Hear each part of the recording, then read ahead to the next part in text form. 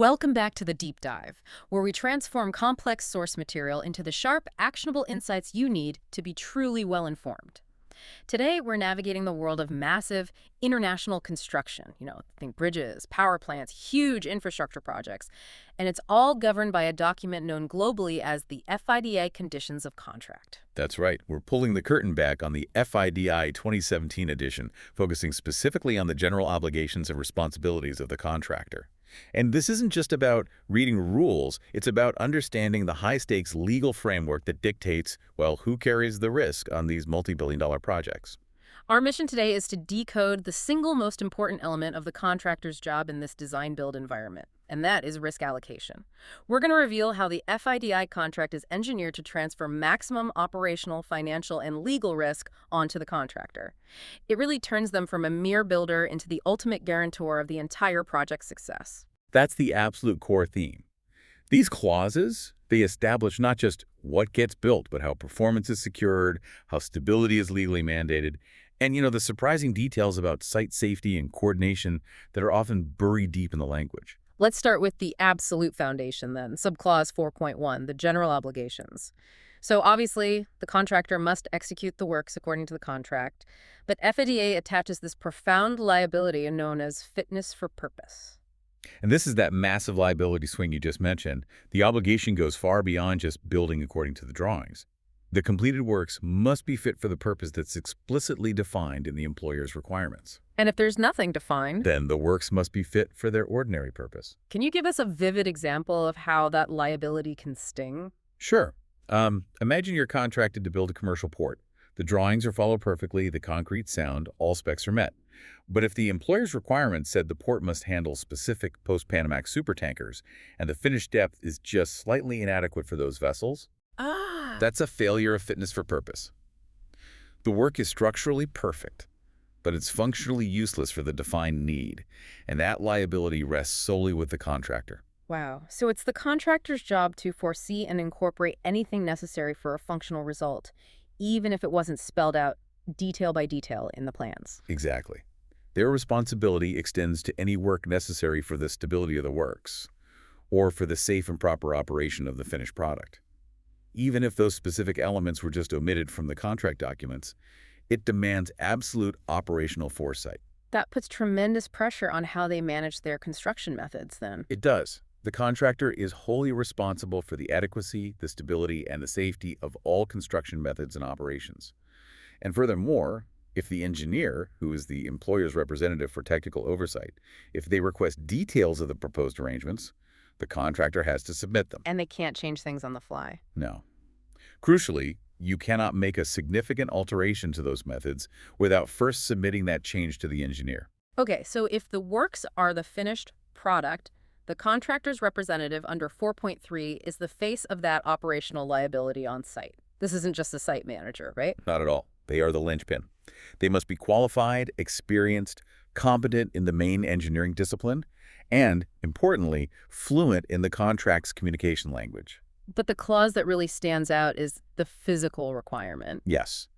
The representative must be based at the site for the whole time the works are being executed. The whole time. So this isn't a check-in role or a 9-to-5 job where they manage multiple projects. We're talking continuous, absolute presence. Yes, and that's a huge logistical and personal commitment, especially on remote or international sites. And the contract locks them in. It really does. The contractor has to grant the representative all necessary authority to act. Yeah. But, and this is a big but, the contractor cannot easily replace this person. They cannot revoke the appointment or appoint a replacement without the engineer's prior consent. Unless it's an emergency, like death or illness. Right, those are the exceptions.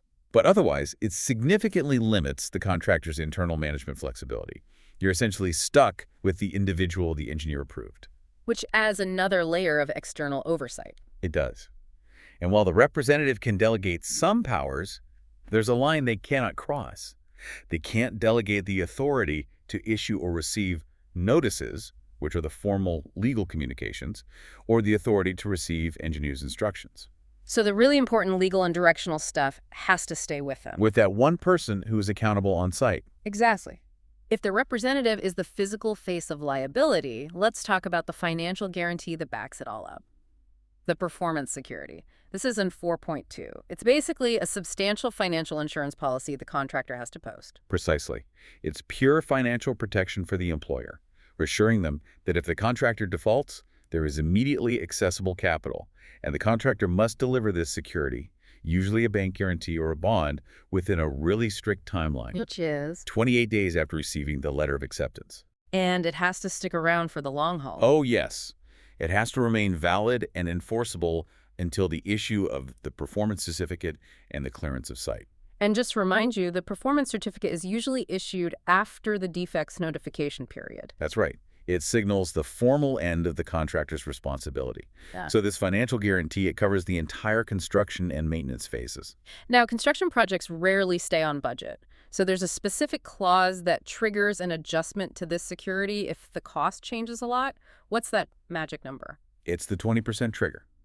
If the accumulated value of variations, so changes or scope adjustments, results in a change in the contract price by more than 20% of the original amount. The security has to be adjusted. Correct. If the price goes up by more than 20%, the contractor has to promptly increase the security if the employer requests it. And I notice the protection heavily favors the employer here. If the price drops by 25%, the contractor can only decrease the security with the employer's prior consent. Yes, the employer's not obligated to release those surplus funds.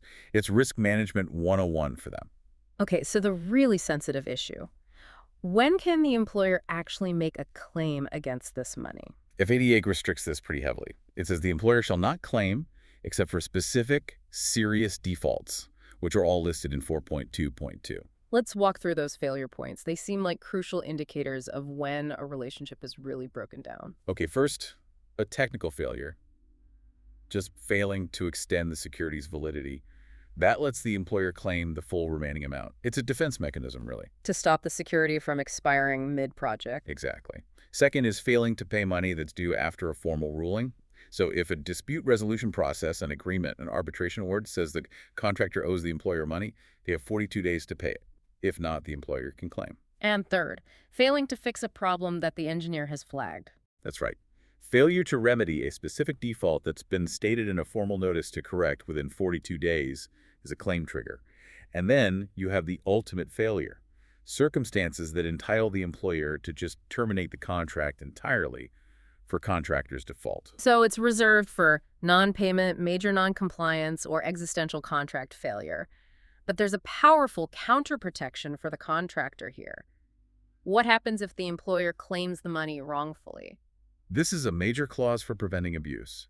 The employer must indemnify the contractor. Meaning they have to compensate them for all damages, losses, and expenses. Yes, if the employer makes a claim under the performance security when they were not entitled to do so, it protects the contractor from a wrongful, arbitrary drawdown of their funds. Okay, let's transition from financial security to operational security. No project this big is built by one company. What happens when the contractor brings in subcontractors? Well, under Subclause 4.4, the contract can specify limits on how much can be subcontracted. But the overriding principle is absolute responsibility. The contractor is fully responsible for the work, the management, the coordination of all subcontractors, and for their acts or defaults, as if they were the contractor's own. So the contractual liability chain doesn't break. If a sub does shoddy work, the employer holds the main contractor liable, period. Precisely. And the general rule is that the contractor needs the engineer's consent for any proposed subcontractors. There are a few exceptions, like for material suppliers, but that's the gist. This brings us to a really unique category, nominated subcontractors. That's in 4.5. So these are subs who are actually named by the employer or instructed by the engineer. Does the contractor just have to accept anyone they nominate? No, and this is a critical check on the employer's power. The contractor has the right to object, reasonably, within 14 days of the instruction. And what counts as a reasonable objection? Well, if the subcontractor lacks sufficient competence or resources or financial strength, that's a clear operational objection. And there's a critical legal objection tied to risk, isn't there? Yes, the objection is also reasonable if the proposed subcontract doesn't include clauses requiring the nominated subcontractor to indemnify the contractor for their own negligence. Ah, so the subcontractor has to make the same liability promises to the main contractor that the main contractor has made to the employer. Exactly. If that indemnity isn't secured, the contractor can refuse the nomination. It prevents them from being liable for a third party without having any recourse against them. That makes perfect sense. Now, there's a payment intervention power here that's pretty surprising. This is 4.5.3, and it's a powerful oversight tool for the engineer. Before the engineer certifies a payment for a nominated subcontractor, they can ask for proof that the subcontractor has been paid for previous work. Yeah. If a contractor fails to supply that proof, or a good reason for withholding it, And more. the employer may, at their sole discretion, pay the subcontractor directly. And that amount is then just deducted from the contractor's next payment. It is. It means the contractor can lose control over their cash flow if they delay or unjustly withhold payment from a nominated sub. It keeps the supply chain healthy. Let's move to the physical site. The accuracy of setting out the site, that's in 4.7, it's the contractor's job, and they have to verify everything before starting. Yes, and this process determines who pays for mistakes. It's a classic FIDIC risk test. If an error is found, the engineer has to determine if an experienced contractor exercising due care would have discovered that error before they even tendered for the job. And if that hypothetical contractor would have found it, then it's tough luck for the current one. But if they wouldn't have? That's the key relief point. The contractor becomes entitled to an extension of time in EOT and/or payment of cost plus profit for fixing it. It shifts liability back to the employer. This principle of unforeseeability is the primary relief valve for the contractor. So let's look at the biggest one. Unforeseeable physical conditions, that's 4.12. First, we need to be clear about what physical conditions actually includes. It's defined broadly: natural conditions, physical obstructions, pollutants, subsurface stuff. But crucially, and this is where the risk is so clear, it excludes climatic conditions at the site. So if an unexpectedly severe monsoon season causes delays, that's on the contractor. Correct. Climatic risk is entirely the contractor's problem.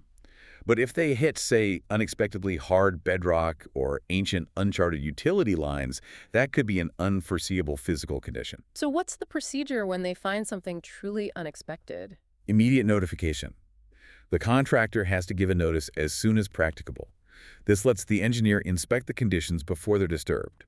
And if the conditions are genuinely determined to be unforeseeable, the contractor gets relief, EOT, and/or cost. But there's a really interesting balancing power the engineer has here, right? You do.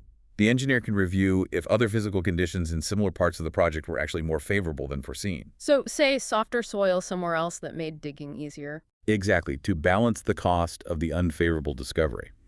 However, and AER is explicit about this, the final adjustment shall not result in a net reduction in the contract price. The employer can't use this to get a refund for good luck. Precisely. They can only use it to offset extra costs. Okay, let's quickly cover some other site duties. Public convenience. Under 4.14, the contractor must not unnecessarily interfere with the public or access to roads. They indemnify the employer against any damages from that. So traffic management is their liability. And what about the access route to the site itself? That's 4.15. The contractor is deemed to be satisfied with the access routes when they bid for the job, so they bear the risks and costs if those routes turn out to be unsuitable. Unless the employer changes something after the fact. Right, and then there's environmental protection in 4.18. The contractor has to ensure all their emissions and effluent are within the legal limits and the project requirements. And the most surprising one for me, archaeology. 4.23. The contractor's digging, finds something. What happens? All fossils, coins, articles of value, any geological remains, they're all immediately placed under the care and authority of the employer. The contractor's duty is just to notify the engineer immediately. They effectively become a temporary custodian for historical artifacts. Let's turn to the systems that prove the contractor's meeting all these obligations. Starting with safety, 4.8, they have to protect everyone on site. Yes, and the contract requires a project-specific health and safety manual. The deadline is key here. It has to be submitted to the engineer within 21 days of the commencement date. And, critically, before commencing any construction on the site. No manual, no construction.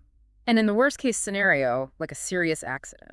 In addition to regular reporting, the contractor must inform the engineer immediately of any accident causing serious injury or death. It shows the priority on rapid notification. And for quality management under 4.9, they need two separate systems. They do. First, the Quality Management System, or QM system. This has to cover the traceability of documents and how different stages and subcontractors coordinate. Second is the Compliance Verification System, or CVS.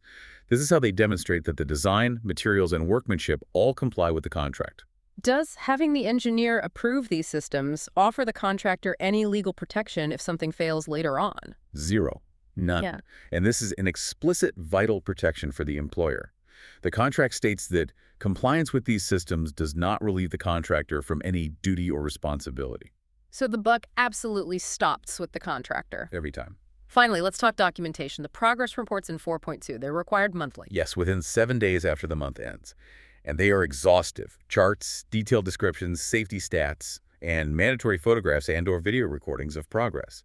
They also have to track the manufacturer of major equipment, including progress percentages and shipment dates. It's a full audit trail. And what's the crucial legal caveat about these reports? Nothing in a progress report can constitute a formal notice under the contract. They are purely informational. If the contractor needs to make a claim for time or money, they have to use the specific formal notification process. They can't just slip a mention into a monthly photo report and hope it counts. This has been a fascinating, and I have to say, intense look at the world detailed in the FIDI conditions. We've seen the contractor is responsible for everything from the final product's fitness for purpose all the way down to securing indemnities and dealing with unforeseen conditions, which hilariously does not include bad weather. The central lesson here for you, the learner, is that the FID design-build model is engineered to minimize ambiguity. And it does that by shifting maximum operational and execution risk to the contractor. Their success is all about rigorous, provable compliance through these mandatory systems. The only real relief they get is for issues that are genuinely, objectively, and technically unforeseeable physical conditions. So what does this all mean for the human element? Ponder the unique pressure on that contractor's representative, the single, highly qualified person who has to be on-site full-time, who controls all major site operations, yet whose appointment can't be easily revoked by their own company without the engineer's consent. What organizational and human complexities arise from forcing that individual to balance total site command and liability with constant external oversight and approval at every single critical junction? That is a heavy, heavy mantle of responsibility in the world of global infrastructure. Indeed, it's a role defined by total accountability. Thank you for joining us for the deep dive. We'll see you next time.